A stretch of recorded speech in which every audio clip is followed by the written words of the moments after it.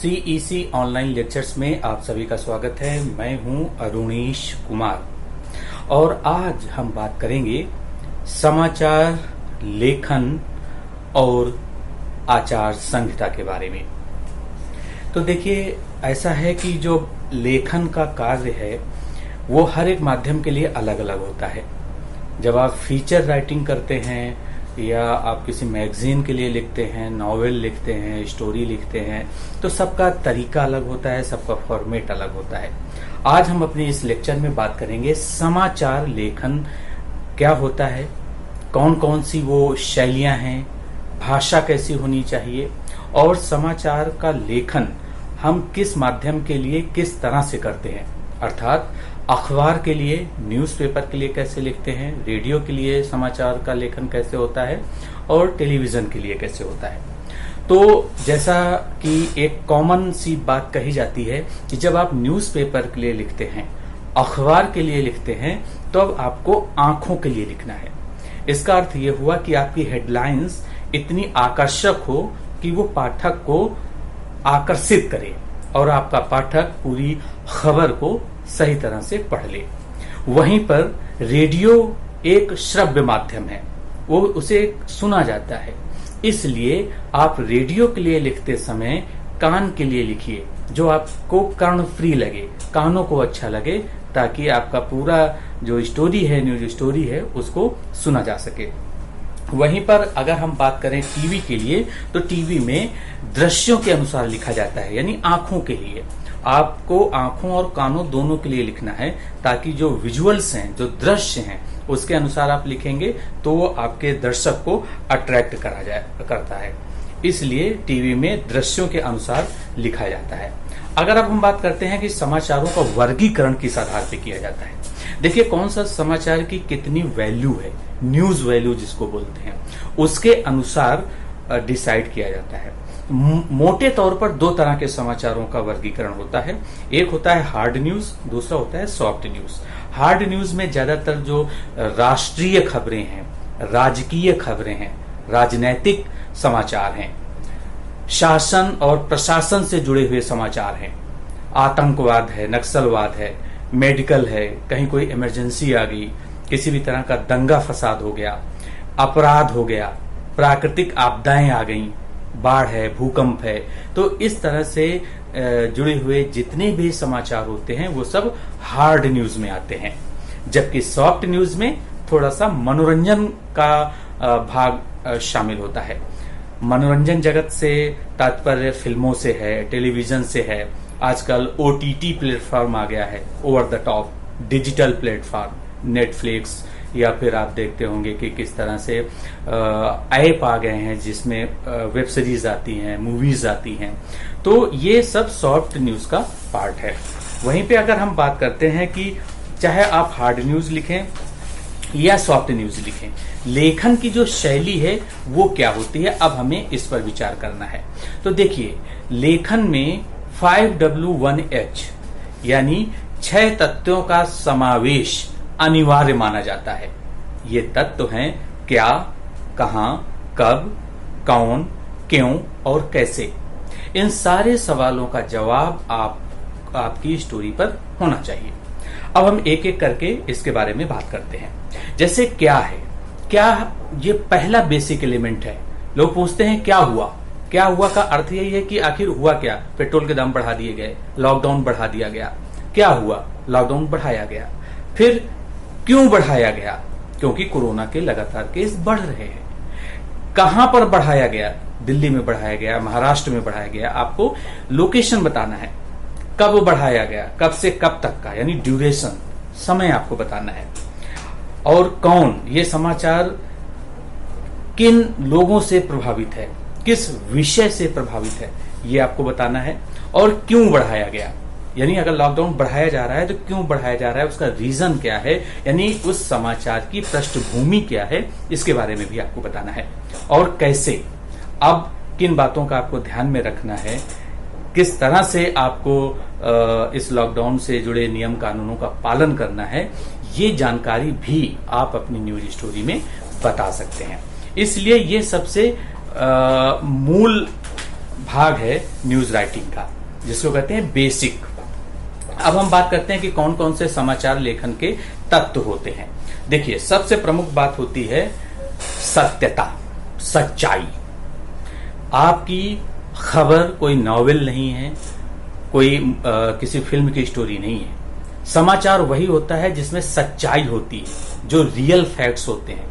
तो हकीकत जैसी खबर वैसी, इसलिए सत्यता होना अनिवार्य है। तथ्यात्मकता होनी चाहिए, तथ्य होने चाहिए, मनगढ़ंत बातें नहीं होनी चाहिए, निष्पक्षता होनी चाहिए। आपके समाचार लेखन में, आपकी रिपोर्ट में यह नहीं लगना चाहिए कि आपने किसी का पक्ष लिया है, आप बायस्ड हैं। अनबायस्ड होकर के ही आपको उस रिपोर्ट को लिखना है। नवीनता यानी नया क्या है। एक कहावत है कि न्यू से ही न्यूज बना है। अगर किसी खबर में कोई लेटेस्ट अपडेट है तो वो न्यू है, इसीलिए न्यूज है। इसलिए आपको नवीनता का भी ध्यान रखना है। समसामयिकता यानी करंट है कि नहीं, बहुत पुरानी खबर तो नहीं है, और अगर पुरानी खबर है और उसमें कोई अपडेट है तो वो भी न्यू माना जाता है, उसे भी आप न्यूज की कैटेगरी में रखते हैं। अनोखापन, समथिंग डिफरेंट, ये हमेशा से लोगों को आकर्षित करता है। कुछ नया है, कुछ अनोखा है, तो वो भी खबर होती है। और महत्वपूर्ण जानकारियां, उदाहरण के तौर पर अभी कोई योजना सरकार ने शुरू की है, जनधन योजना को ले लीजिए, उज्ज्वला योजना को ले लीजिए, तो उस योजना से जुड़ी हुई महत्वपूर्ण जानकारियां आपको अपनी रिपोर्ट में लिखना है। तो कुल मिलाकर के जो 3 उद्देश्य होते हैं पत्रकारिता के, सूचना देना, टू इन्फॉर्म, टू एजुकेट, शिक्षित करना, और टू एंटरटेन यानी मनोरंजन करना। तो मुख्य तौर पर समाचारों का आपको सूचनाएं होती हैं जो आपके ऊपर कहीं ना कहीं प्रभाव डालती हैं।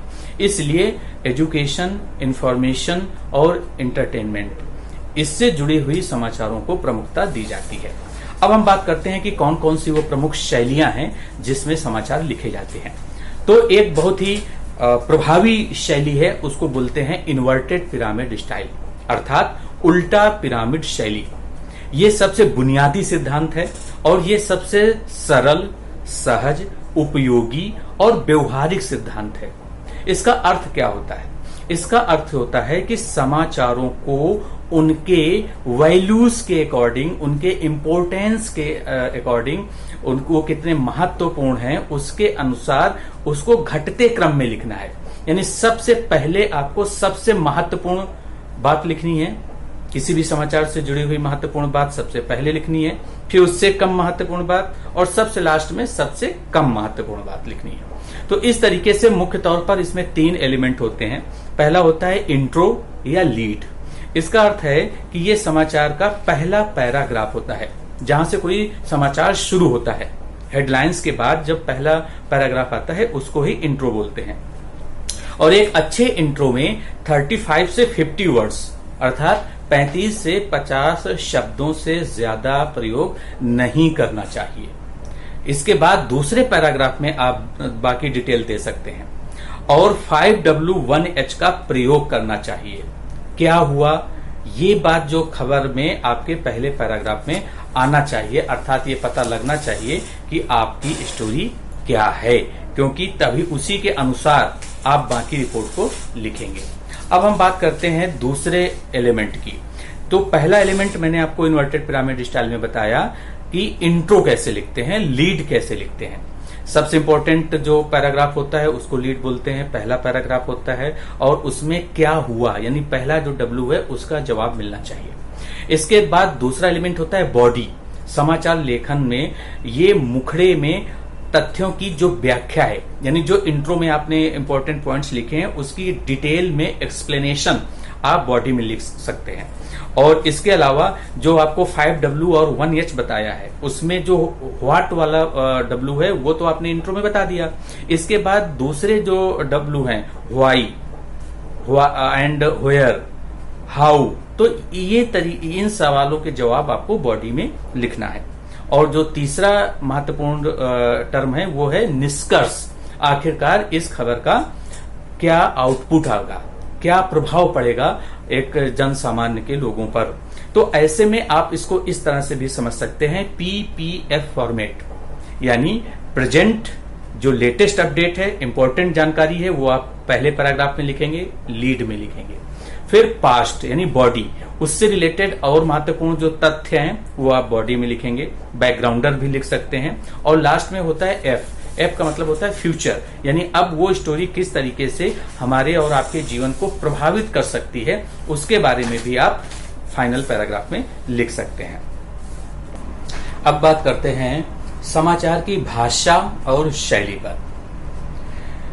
तो सबसे बड़ी बात यह है कि आपको सहज, सरल और स्वाभाविक भाषा में लिखना है।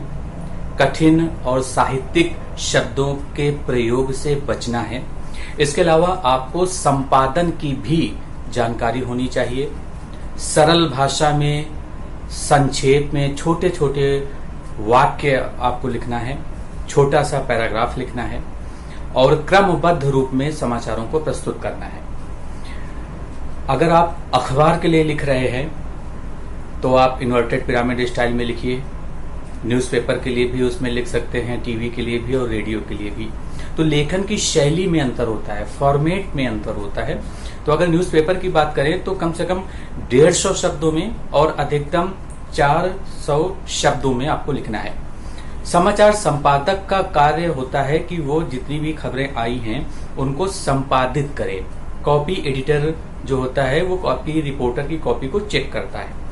इसके बाद समाचार संपादक अपने जो दूसरे विभाग होते हैं उन सबको लेकर के एक एकरूपता बनाता है, समन्वय स्थापित करता है और इसके लिए संपादकीय मीटिंग की जाती है। अब हम आपको अलग अलग माध्यमों के लिए कैसे लिखते हैं, क्या उसका फॉर्मेट है, उसके बारे में बात करते हैं। तो न्यूज़पेपर के लिए हमने आपको पहले ही बताया कि आपको 5W1H का ध्यान रखना है, इन्वर्टेड पिरामिड स्टाइल में लिखना है, पीपीएफ फॉर्मेट में लिखना है, यानी जो लीड है, ओपनिंग पैराग्राफ है, उसमें स्टोरी का प्रेजेंट स्टेटस क्या है, लेटेस्ट अपडेट क्या है, वो आपको पहले पैराग्राफ में लिखना है। फिर बॉडी में आपको डिटेल लिख सकते हैं इस स्टोरी की और लास्ट में जो लास्ट पैराग्राफ होगा उसका फ्यूचर इम्पैक्ट स्टोरी का क्या होने वाला है ये आप लिख सकते हैं। अब बात करते हैं रेडियो की। तो देखिए ऐसा है कि रेडियो एक श्रव्य माध्यम है, यानी इसको सुना जाता है, इसलिए आपकी भाषा और शैली ऐसी होनी चाहिए जो आपके लिसनर को, श्रोताओं को आकर्षित करे। इसलिए कान को आधार बना करके आप अपना लैंग्वेज में न्यूज लिख सकते हैं। और अगर न्यूज राइटिंग के फॉर्मेट्स की बात करें जो कि रेडियो में प्रयोग किया जाता है तो उसका प्रमुख फॉर्मेट है न्यूज रीडर लिंक, यानी जो न्यूज रीडर है वही सारी खबरों को पढ़ रहा है।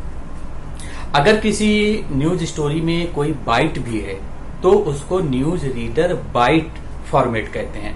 उसमें पूरी स्टोरी न्यूज रीडर ने पढ़ दी, इसके बाद में संबंधित व्यक्ति की बाइट जो उस स्टोरी से रिलेटेड है उसको 25 से 30 सेकंड तक की बाइट को, जो कि ऑलरेडी रिकॉर्डेड फॉर्मेट में होता है, जो कंसोल ऑपरेटर होता है, प्रोडक्शन असिस्टेंट होता है, वो उस बाइट को प्ले कर देता है।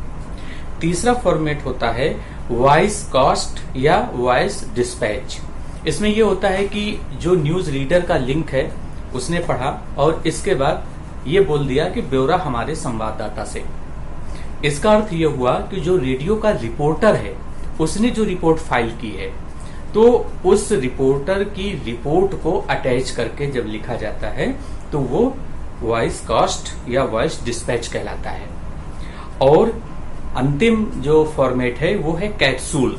कैप्सूल में ये सारे एलिमेंट्स होते हैं, न्यूज रीडर लिंक होगा, बाइट भी होगी और रिपोर्टर का रिपोर्ट भी होगी, वॉइस कास्ट भी होगा या वॉइस डिस्पैच भी होगा और आखिर में साइन ऑफ जो बोलते हैं ना, XYZ आकाशवाणी समाचार लखनऊ, यानी आपने रिपोर्ट कहां से फाइल की है, लोकेशन क्या है और अपने चैनल का नाम आपको लिखना होता है। अब हम बात करते हैं समाचार संपादन के जो प्रमुख तत्व होते हैं। देखिए सबसे पहली बात तो ये है कि समाचार संपादक को ये मालूम होना चाहिए कि जो भी स्टोरी को वो एडिट कर रहा है उसमें कोई फैक्चुअल मिस्टेक तो नहीं है, उसमें किसी कानून का उल्लंघन तो नहीं हो रहा है और जो कोड ऑफ कंडक्ट हैं, जो गाइडलाइंस है, दिशा निर्देश हैं, उसके अनुरूप समाचार लिखा गया है कि नहीं। इस पर भी ध्यान देना है। और समाचार को उसके स्थान और उसके महत्व के अनुसार विस्तार देना है। यानी अगर सिटी स्पेसिफिक पेज पर कोई खबर जानी है तो वो सिटी वाले पेज पर ही जाना चाहिए, ना कि वो स्पोर्ट्स वाले पेज पर जाएगा। इसके अलावा समाचार की भाषा प्रभावशाली होनी चाहिए, सहज होनी चाहिए और सरल भी होनी चाहिए। और जो जो सुधार हैं उस समाचार में वो संपादक को करना है। अगर कोई एलिमेंट मिसिंग लग रहा है तो आप रिपोर्टर को बोलिए, और जो भी संबंधित बाइट है या कोई भी ऐसा एलिमेंट है जो आपकी न्यूज स्टोरी में आपको लगता है कि मिसिंग है, वो होना चाहिए, तो आप उसको जो है दोबारा से ऐड कीजिए। और समाचार का स्वरूप यानी जो आप लिख रहे हैं, जो भाषा शैली है, वो सनसनीखेज नहीं होना चाहिए, क्योंकि समाचार बहुत सत्य आधारित समाचार होता है, उसको सनसनीखेज नहीं बनाना चाहिए। और जो अनावश्यक शब्द हैं, मतलब ऐसे शब्दों का प्रयोग कर दिया गया है जिसका प्रयोग नहीं होना चाहिए या उसकी जरूरत नहीं है, तो आप उसको हटा सकते हैं। ऐसे ही अस्पष्ट जो समाचार हैं उनको भी हटा सकते हैं। अब बात करते हैं टीवी में समाचार लेखन के क्या फॉर्मेट्स हैं, क्या वो प्रारूप हैं। तो जैसे रेडियो में होता है उसी तरीके से टीवी में भी होता है। फर्क इतना है कि टीवी एक विजुअल मीडिया है, यानी दृश्य माध्यम है। इसके लिए आपको पास जो दृश्य हैं, जो विजुअल्स हैं, उसके अनुसार लिखना होता है। अगर प्रमुख फॉर्मेट्स की बात करें, प्रारूप की बात करें, तो वो होता है ड्राई रन, यानी जब आपके पास स्टोरी के विजुअल्स नहीं है, ब्रेकिंग न्यूज है, इंपॉर्टेंट स्टोरी है, तुरंत ऑन एयर करना है, तो फिर आप उसको ग्राफिक्स प्लेट की सहायता से आप इंपॉर्टेंट टेक्स्ट, केवल इंपॉर्टेंट पॉइंटर्स, पूरा पैराग्राफ नहीं लिखना है, केवल इंपॉर्टेंट पॉइंटर्स टेक्स्ट आप एंकर ग्राफिक्स फॉर्मेट में लिख सकते हैं। दूसरा है एंकर विजुअल्स। अब जैसा कि नाम से पता चल रहा है, इसमें आपके पास विजुअल्स आ गए हैं, तो एंकर ने उस न्यूज स्टोरी को पढ़ना शुरू किया। इसके बाद एंकर स्क्रीन से डिसअपीयर हो गया और विजुअल्स प्ले होने लग गए, और उन विजुअल्स के बैकग्राउंड में एंकर बाकी स्टोरी को वॉइस ओवर की तरह पढ़ रहा है।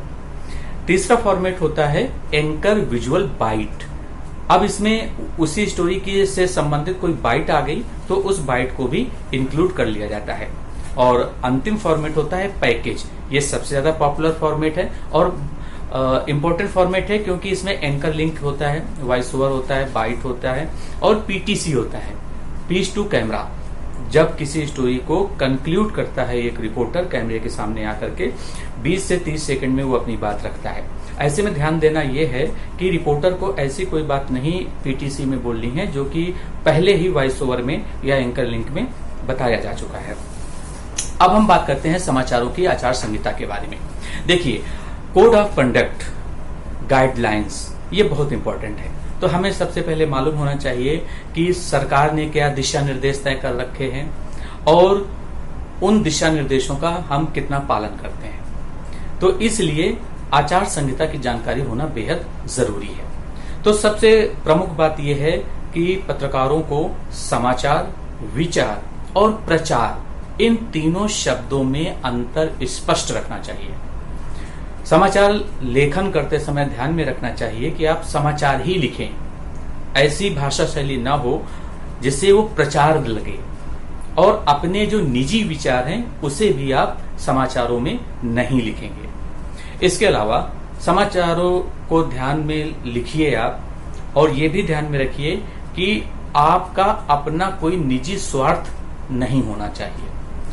पत्रकारों को किसी भी लालच, दबाव या प्रलोभन में नहीं आना है। देश में स्वतंत्र और निष्पक्ष मीडिया होना चाहिए। इसके लिए प्रिंट मीडिया में प्रेस काउंसिल ऑफ इंडिया है, पीसीआई बोलते हैं। टीवी के लिए भी न्यूज ब्रॉडकास्टर्स एसोसिएशन है, एनबीए है, और ये स्वघोषित हैं, यानी इसमें सरकार का कोई दबाव नहीं है, सरकार ने कोई गाइडलाइंस नहीं बनाई है। ये मीडिया ही इंडस्ट्री के लोगों ने गाइडलाइंस तय की है अलग अलग तरीके की, कि समाचारों का जब आप रिपोर्टिंग करते हैं तो किन बातों का ध्यान में रखिए, लेखन करते समय किन बातों का ध्यान में रखिए। तो ये जो गाइडलाइंस इश्यूज की गई हैं इन संस्थाओं के द्वारा, उनकी जानकारी आपको होना चाहिए और उनका आपको पालन करना चाहिए। हमारे देश में जाति धर्म से जुड़े विवाद अक्सर होते हैं और इस तरह की खबरों का प्रकाशन भी होता है और प्रसारण भी होता है। ऐसे में आपको ध्यान ये रखना है कि आप दो गुटों में हिंसक संघर्ष लिखिए, बजाय हिंदू मुस्लिम में हिंसक झड़प। तो आप जाति और धर्म को लेकर कोई टीका टिप्पणी नहीं करना चाहिए। धार्मिक विवाद लिखते समय सभी संप्रदाय, सभी समुदाय और सभी जाति वर्ग के लोगों का बराबर सम्मान करना चाहिए। इसके अलावा खबर की मूल आत्मा के साथ खिलवाड़ नहीं करना चाहिए। खबर जो है, जैसे है, उसको वैसे ही पेश करना है, क्योंकि आप कोई न्यूज स्टोरी लिख रहे हैं, न कि किसी सीरियल की कहानी लिख रहे हैं या कोई फिल्म की कहानी लिख रहे हैं। इसलिए आपको किसी भी तथ्य को तोड़ना मरोड़ना नहीं है। इसके अलावा खबर, विजुअल और ग्राफिक्स में रेप पीड़िता का नाम नहीं आना चाहिए। उसकी आइडेंटिटी आपको डिस्क्लोज नहीं करना है। अगर आप उसके फोटो का प्रयोग कर रहे हैं या विजुअल्स कर रहे हैं तो उसको ब्लर कर दीजिए, ताकि उसको कोई पहचान ना पाए। इसके अलावा कोर्ट से संबंधित महत्वपूर्ण समाचार होते हैं, उनको भी आपको ध्यान में रखना है, ताकि न्यायालय की अवमानना ना हो। इसलिए आप कोर्ट से संबंधित जो उनके फैसले होते हैं, उनका खबर लिखते समय भी पर्याप्त सावधानी रखिए। इसके अलावा अफवाह आधारित समाचारों से बचिए। किसी ने कह दिया, आपने सुन लिया और आपने छाप दिया, ऐसा नहीं होना चाहिए। आप सबसे पहले उस खबर की तह तक जाइए, अलग अलग सूत्रों से उस खबर को क्रॉस चेक कीजिए, इसके बाद में उसका प्रकाशन या प्रसारण कीजिए। इसके अलावा आपको किसी भी विचारधारा से प्रभावित होकर के खबर का प्रकाशन या प्रसारण नहीं करना है। आप अपने निजी जीवन में, पर्सनल लाइफ में आपकी कुछ भी विचारधारा हो सकती है। आप किसी भी पार्टी के समर्थक हो सकते हैं या विरोधी हो सकते हैं, लेकिन एक प्रोफेशनल के तौर पर, एक जर्नलिस्ट के तौर पर आपकी भाषा शैली में, रिपोर्टिंग में, प्रेजेंटेशन में ये नहीं लगना चाहिए कि आपने अपनी निजी विचारधारा से प्रभावित होकर उस खबर को लिखना है। इसलिए आपको हमेशा से ही निष्पक्ष रहना है, न्यायनिष्ठ रहना है और सही सटीक खबर का ही लेखन करना है।